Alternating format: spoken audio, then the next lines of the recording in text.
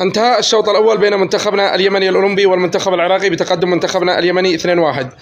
الأهداف بصوت معلقكم اليمني هيمان عبد الله. إذا حاز على إعجابكم الرجاء متابعة، لايك، اكسبلور، وسووا إعادة نشر وتحياتي للجميع.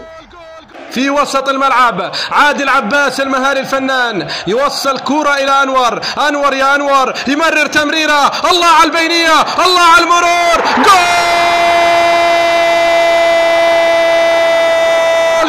جول الله الله الله الله،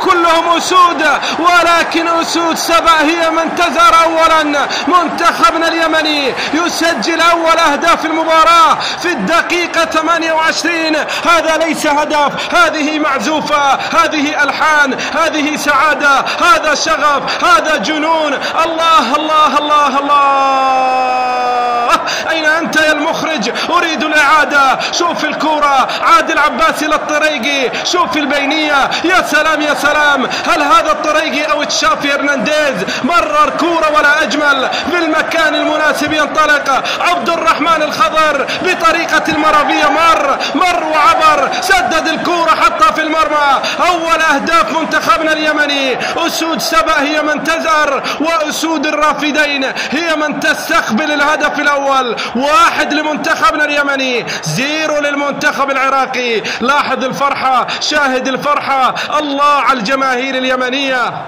في وسط الملعب عبد الرحمن الخضر يقاتل من أجل كرة، يلعب كرة في أقصى اليمين. يلا يا شباب نريد هدف ثاني من أجل الأمان والاطمئنان. هنا كرة في أقصى اليمين خطيرة لمنتخبنا اليمني، ولا عرضية والهدف الثاني. الله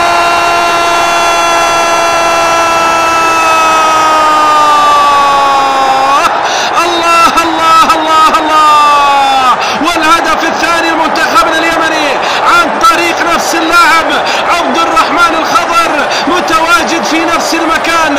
شوف الكرة هنا، التمريرة للعوامي، انطلاق لا يوجد فيها تسلل، لا يوجد اوفسايد. هنا الكرة، يا سلام يا سلام يا سلام، الله على المرور، عرضية حبت المهاجم، لامست المدافع، ذهبت إلى عبد الرحمن الخضر المتواجد في المكان المناسب، أسكنها في الشباك. وثاني الأهداف لمنتخب